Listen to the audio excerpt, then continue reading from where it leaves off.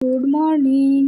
এখন বাজে সকাল 10টা। আর দেখো আমি পুজোর সব কাজ সেরে বিছানা গুছিয়ে চলে এসেছি। আর দেখো বটিটা খুলে গেল কচুটা কাটতে গিয়ে। তারপরে দেখো আজকে কিছু করব না, খালি ভাত করব। আর কচু ভাতে ভাত আর চিংড়ি মাছ দিয়ে ডুমুর করব।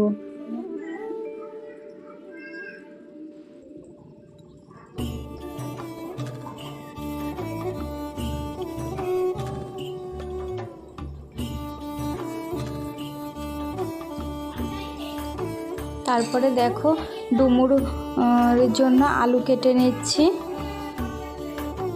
আর দেখো আগের দিন কচুটা এনেছিল, নষ্ট হয়ে গেছে। আলুটা না ভালো করে না ধুয়ে নিলে না দেখবে কেমন সাদা সাদা মতন থাকে। তারপরে দেখো ওই ডুমুরের মশলাগুলোকে ভালো করে মিক্সিতে দিয়ে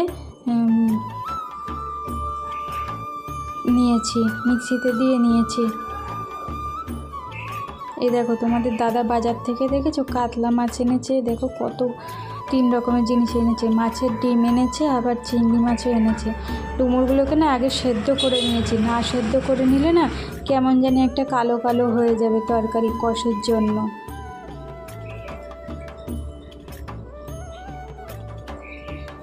চিংড়ি মাছটাকে ভালো করে ধুয়ে একটু লবণ হলুদ আর একটু সর্ষের তেল মাখিয়ে নেব, তারপরে ভেজে না নিলে না চিংড়ি মাছটা কেমন জানি একটা কাঁচাই তরকারির মধ্যে দিয়ে দিলে কেমন জানি একটা গন্ধ লাগে।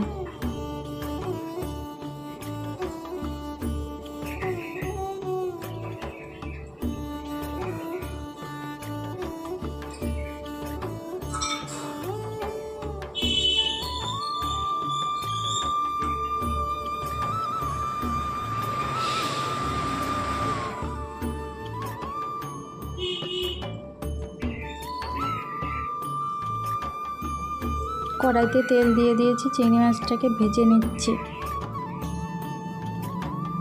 আর জানো তো চিংড়ি মাছটা এমনই একটা জিনিস, সব কিছুতে দিলেই না তরকারি মজে যায়, যে কোনো কিছুতেই দেওয়া যায় তরকারিতে, শাকে বলো, কোনো পেঁপের তরকারিতে বলো।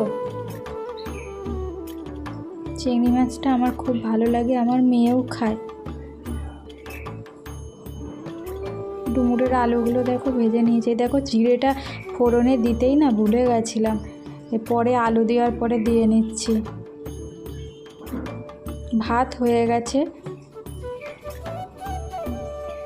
ডুমুরটা করলেই হয়ে যাবে। এই দেখো ডুমুরটা ভাজা হচ্ছে, তারপরে ভাবলাম দাঁড়িয়ে না থেকে বাকি মাছগুলো ধুয়ে নিই, তাহলে কাজটা আমার অনেকটা এগিয়ে যাবে, তাই না?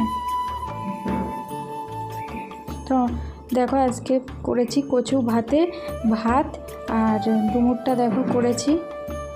এই যে, তো আমার ভিডিওটা যদি ভালো লেগে থাকে লাইক কমেন্ট শেয়ার করবে আর ইউটিউব পেজটাকে